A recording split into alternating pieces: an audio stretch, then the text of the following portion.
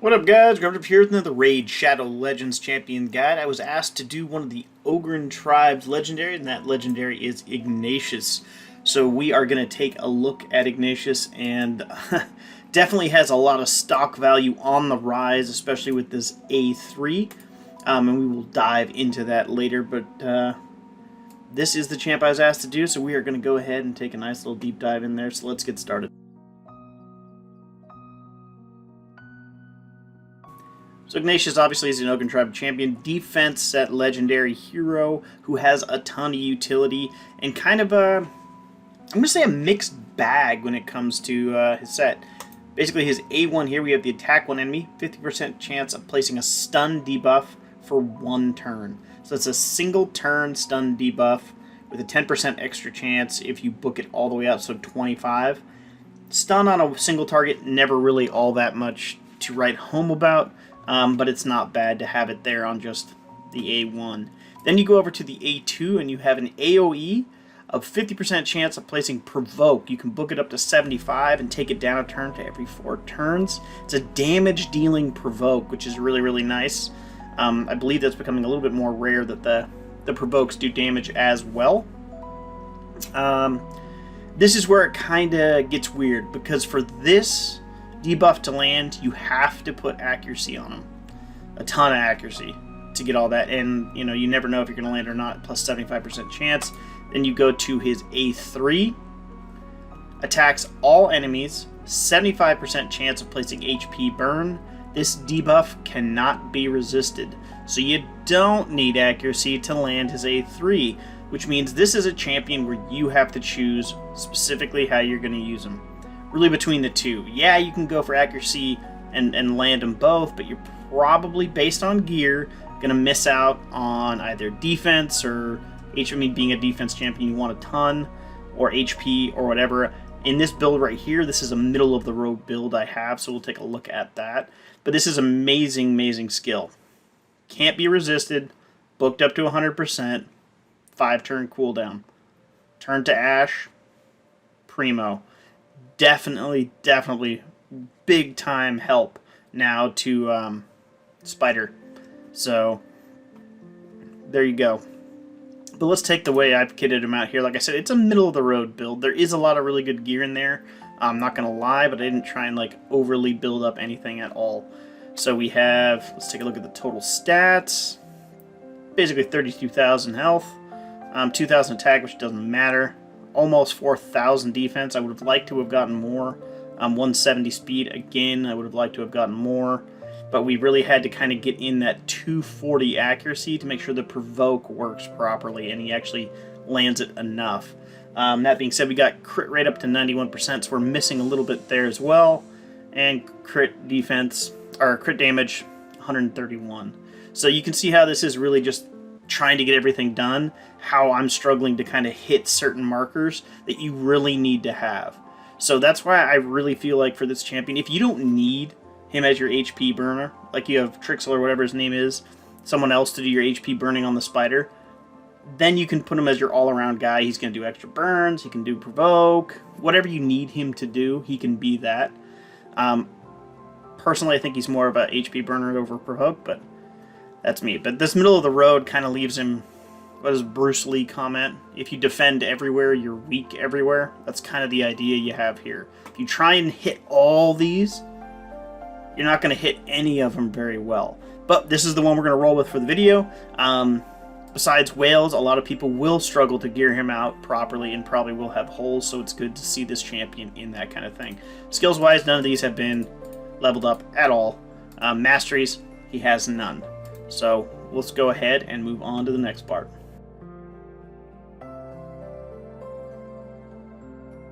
The new dungeon has dropped, so I thought, what the heck, why not do, yeah, you know what, no, we're not going to do that. That would ruin the whole test, Jeff. We're going to go to stage 20. We're going to do a classic damage test on him with the affinity that helps him out the most. Strong affinity matchup, so against Spirit. Here we go. Take that off auto. Get their defense downs. Remember, he does have a defensive aura there. That's why he's in the lead. And I know for a lot of us it sounds simple, but remember, attack auras don't help defensive champs. I do have to say it. There are a lot of people out there I've seen doing account takeovers and whatnot who put quite a bit of attack gear on defensive champs. So, anyways, here we are. The moment of truth, the big hit, the A3. Here we go. And boom, 100,000. Yeah. Yeah, he can hit on that A3. That's a big one, and everybody's burning. So, solid hitter. Solid hitter. Now we're going to go ahead and just A1 our way through this, and we'll get to the next group to show the A2. Alright, so we don't have the damage from Gerptuck, but we're going to go ahead and drop this provoke anyways, and you're going to see some pretty decent numbers hit here as well. So there's 40s, high 30s. So, I mean, that's just provoking them. So now they're all drawn in anyways because we hit 1, 2, 3 provokes. Missed one over here. Or he already went and it didn't proc. So that's not bad. I mean, he's a damage dealer. Big time damage dealer. Let's see if we can get an A1 in here. Probably. Yeah, here we go. A1 hit. 71,000. Not bad at all. So, that being said, if you got him on a free-to-play account and you can kit him out relatively well, super high defense, enough crit rate, you're going to have a massive damage dealer on your hands without any books or any masteries. On to the next part.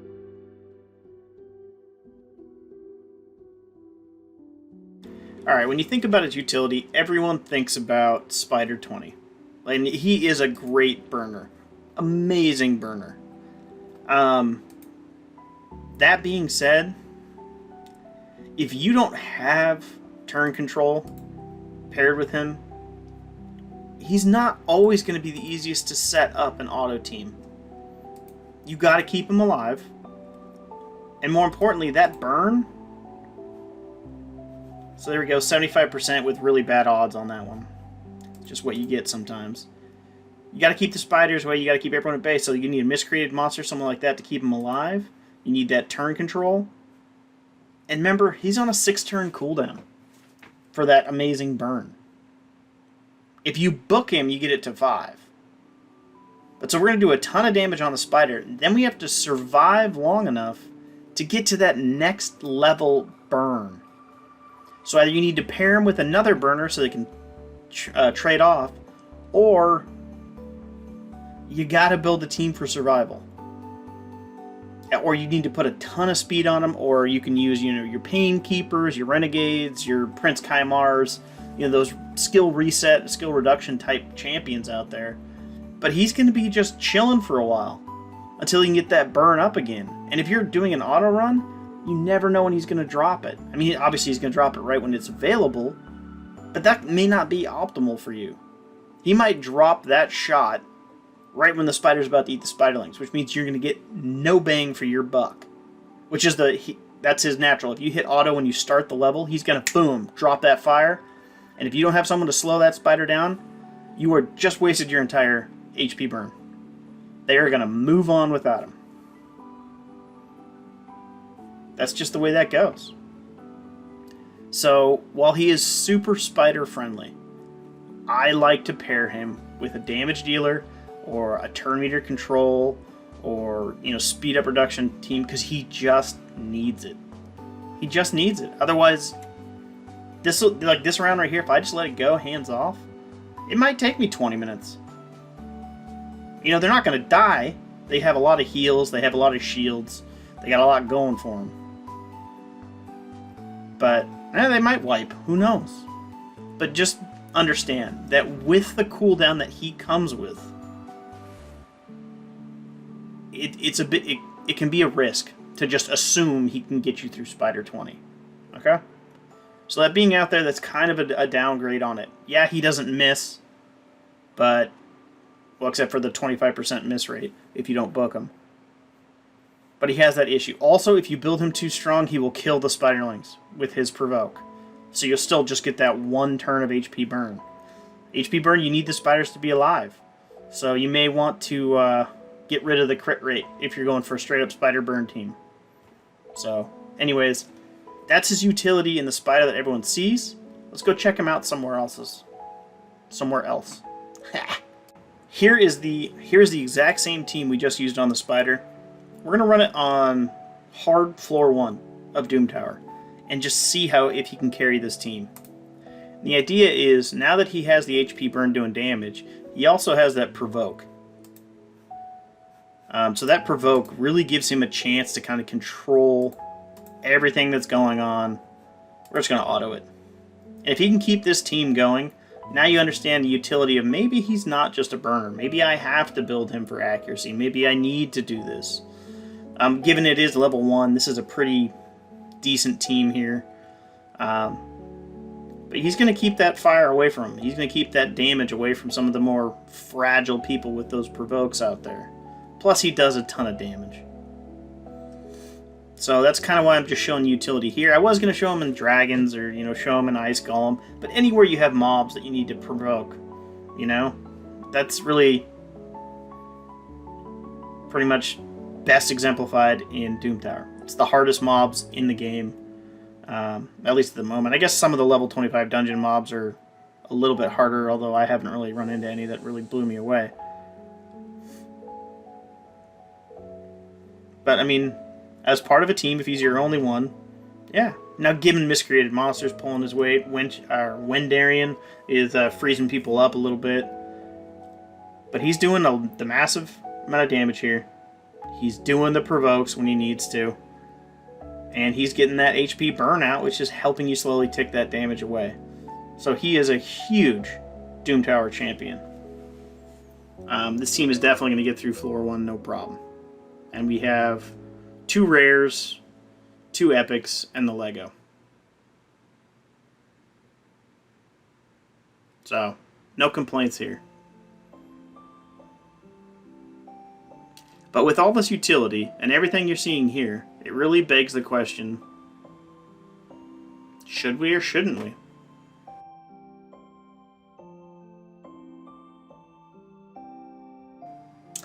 The answer is yeah. Yeah, and the short answer is yes, we should book him. And the reason I say that is he's not that many books. I know legendary books are super hard to come by, but I mean, you're talking about 3 on the A1, which, again, the A1, if you walk books in, you can avoid this. So maybe you don't have to use 3 books here. So, but you only have 4 on his A2, you have 4 on his A3. If you're lucky, you can get away with 8 books, and he's where you need him to be. But 5 turns is still rough. 4 turns is still rough. So he needs these extra cooldowns big time to really be of use. But he's also laying down a ton more damage. So, I mean, he's totally worth booking. Now let's take a look at masteries. I have to probably change these ones around a little bit, but let's take a look at them anyways. Alright, so we got him on the War Master. That's fine. And then I have him over here for Lore Steel, and it looks like we're doing Sniper, so he gets a little bit more, which doesn't work on the Provoke, and doesn't need it for the HP, so that was an old one, so let's go ahead and redo these. Ooh, a free reset, that's nice. Alright, let me go ahead and pause real quick.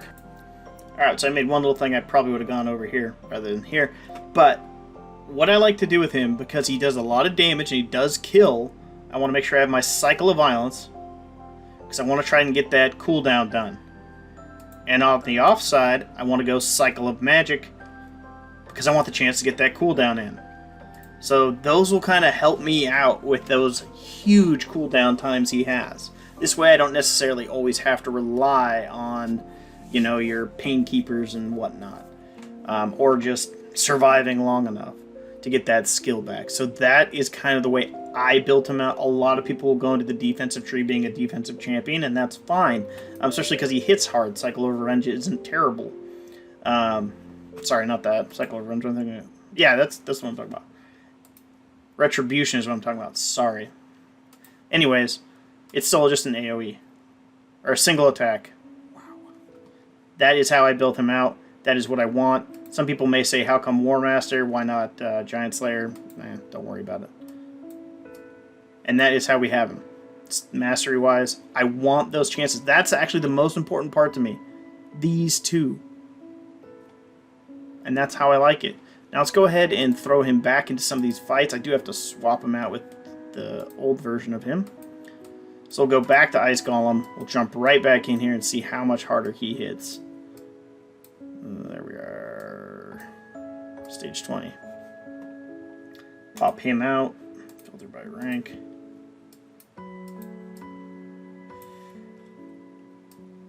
And put in the number 1. Alright, here we go. Same thing. He is going to go in there, and we are going to lay down a little bit of law, I think. In case you're wondering, yes, I took the gear off the first Ignatius and swapped it all over to the second Ignatius, just so everything worked out fine. Alright, get that defense up. Here we go. A1 burn. Yeah, roughly the same. 113 over here in the corner. So a little bit higher, and then a little bit lower bottom. Or a little bit higher bottom, a little bit higher top. So not too much difference when it comes to the overall damage he's producing out of those.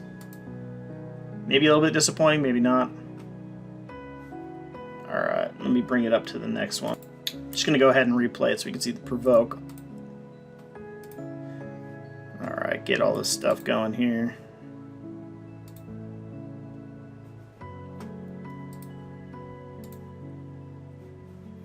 Alright. Stun you, I guess. Here we go. A2.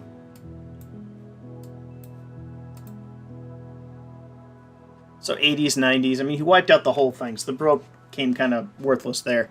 But as you can see, when everything's set up perfectly and he's got his masteries out, he's doing a lot more damage.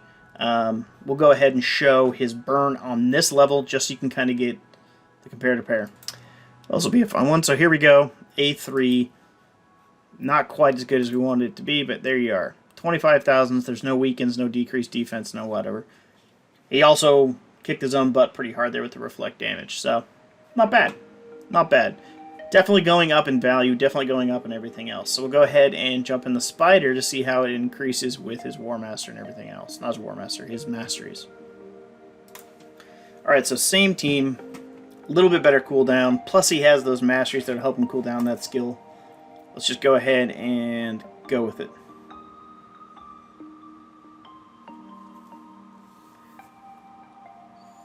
Should get 100% of the spiders cooking, that's for certain. So yeah, we got everybody cooking. Hopefully our cold heart is fast enough. I don't know if she is. There. Oh, and she missed. So they're going to lose this one anyways. Not that the burn would take them all the way down. So spider's eaten. Now they're on to the next one. Now you have to survive. And that's the big one, is you got to survive long enough. So will he be able to do that with the masteries, with the fact the cooldown's coming back a little bit less, with the chance of possibly getting that cooldown from his masteries? So that's kind of why I build him out that way, especially with spider in mind. See, there's a decreased cooldown right there that just procced.